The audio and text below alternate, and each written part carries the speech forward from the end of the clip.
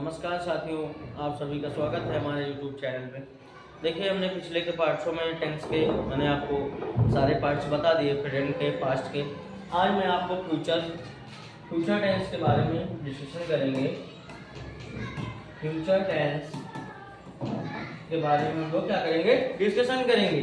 जी हाँ, देखिए मैं आज पहले फ्यूचर इंडेफिनिट के बारे में समझ लेता हूँ।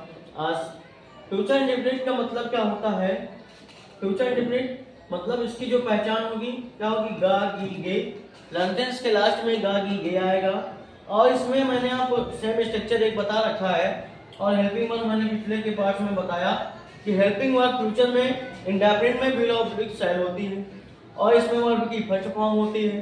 ठीक, उसके बाद एक बात आती है कि सर विल कहाँ लगेगा और शैल कहाँ लगेगा। तो विल जो लगता है आर सब्जेक्ट में लगता है आई बी को छोड़ के। अगर आई बी हमारा है तो वहां पर शैल लगेगा। आर सब्जेक्ट के साथ हम लोग विल का उपयोग करेंगे। उसके बाद जैसे सेंटेंस है राम खाना खाएगा, देखिए यहाँ पर गा आया। ठीक, तो हम लोग समझ गए कि हमारा फ्यूचर इंडेफिनिट टेंस है। मैंने सब्जेक्ट को लिखा पहले जो लिखना था, उसके बाद मैंने राम है तो विल का यूज किया। उसके बाद खाने की सीट, खाना की food. Any doubt? No doubt. अगर कोई भी डाउट है तो आप कमेंट बॉक्स में टाइप कर सकते हैं। सेकेंड हमारा पार्ट, अब आज हम लोग आज निगेटिव और इंटेरोगेटिव की बात नहीं करेंगे। क्यों नहीं करेंगे? क्योंकि हमने पिछले की सारी वीडियोस में आपको निगेटिव बनाना, इंटेरोगेटिव बनाना, क्वेश्चन वर्ड टाइप बनाना सारी चीजें सिखा दी हैं। तो आज मैं फ्यूचर कॉन्टिन्यूअस की बात करेंगे। देखिए फ्यूचर कॉन्टिन्यूअस में जो हमारी आईडी होगी क्या होगी, रहा होगा, रही होगी और रहे होंगे। मतलब सेंटेंस के लास्ट में ये तीनों वर्ड आएंगे। उसके बाद स्ट्रक्चर की मैं बात करूं तो subject will oblique shall, be verb की आईएनजी फॉर्म प्लस ऑब्जेक्ट। मैंने आपको कॉन्टिन्यूअस के बारे में बता रखा है कि कॉन्टिन्यूअस के जितने भी टेंस होंगे उसमें आईएनजी फॉर्म आनी ही आनी है। एग्जांपल की मैं बात करूं, सीता स्कूल में नाच रही होगी तो सीता, उसके बाद विल, फिर यहाँ पर देखो यहाँ पर बी नहीं लगा हुआ है, हमको बी लगाना है। Sita will be dancing in school. Understood? उसके बाद निगेटिव में क्या करेंगे, इसके बाद विल और बी के बीच में हम लोग नॉट का यूज करेंगे। अब हम लोग समझ लेते हैं फ्यूचर परफेक्ट के बारे में। फ्यूचर परफेक्ट में क्या है, फ्यूचर परफेक्ट में ऐसा आइडिया की क्या पहचान है, चुका होगा, चुकी होगी और चुके होंगे।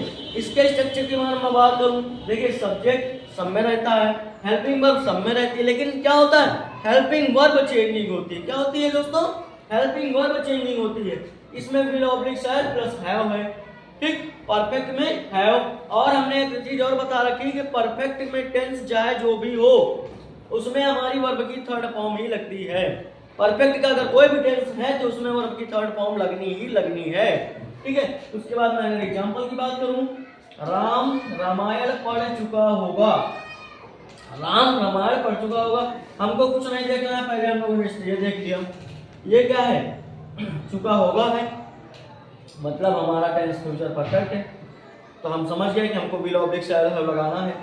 तो हम लोगों ने सब्जेक्ट लिख दिया राम, उसके बाद राम के साथ क्या लगेगा, विल लगेगा, हमने विल लगा लिया।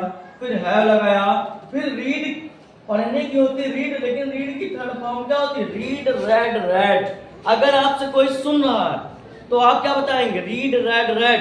लेकिन लिखने में आप स्पेलिंग सेम होती है, सिर्फ बोलने का तरीका अलग होता है। स्पेलिंग सेम होती है लेकिन बोलने का तरीका होता है, काफी कंफ्यूजन इसमें क्रिएट होती है। तो उस कंफ्यूजन को हम दूर कर दिए हैं। उसके बाद रामायण, रामायण लिख दिया मैंने। Any doubt? उसके बाद अब मेरा टेस्ट आज से फाइनल हो चुका है। अब हम लोग नेक्स्ट वीडियो में जानेंगे वॉइस।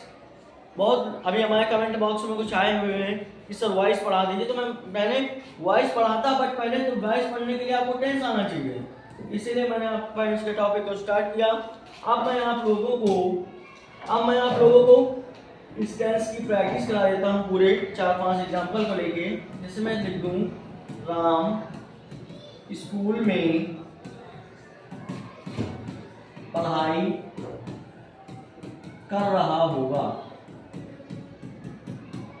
देखिए हमने क्या किया, सेंटेंस को देखा एक बार, उसके बाद मैंने देखा कि लास्ट में क्या रहा होगा। मैंने थोड़ी देर सोचा, फिर मैंने सोचा कि रहा होगा तो फ्यूचर एक कॉन्टिन्यूअस का है कि फ्यूचर कंटिन्यूअस की रहा होगा है ना पहचान। तो मैंने क्या किया, सब्जेक्ट को लिखा फटाक से राम, 1 मिनट में आंसर आ जाएगा, 1 सेकंड में आ जाएगा। राम हो गया, विल हो गया, भी लगा दिया। मैंने देखा पढ़ाई करना, पढ़ना मतलब रीड, उसमें एनजी लगाना है क्योंकि कंटिन्यूअस टेंस है। Reading in school, reading school. अब मैं एक सेंटेंस और लिखता हूं, सीता कॉलेज में पढ़ा रही है। ठीक, अब मैंने एक बार सेंटेंस को पूरा पढ़ा, राम कॉलेज में पढ़ा रही है मतलब प्रेजेंट कंटिन्यूअस। फटाक से हमारे दिमाग में आ गया कि प्रेजेंट कंटिन्यूअस का टेंस है, कोई काम प्रेजेंट में हो रहा है और कंटिन्यू हो रहा है, इसका मतलब प्रेजेंट कंटिन्यूअस है। मैंने क्या किया, सब्जेक्ट को ठोका सीधा, उसके बाद इज टीच लिखा, हमने सुना कंटिन्यूअस में एनजी लगती है और एनजी लगा दिया। Teaching in college, teaching in college, that's clear. अगर कोई भी डाउट है टेंस के पूरे टॉपिक में पार्ट्स में अगर कोई भी डाउट है तो कमेंट बॉक्स में जरूर टाइप करें और आपका दिन शुभ हो। Thank you.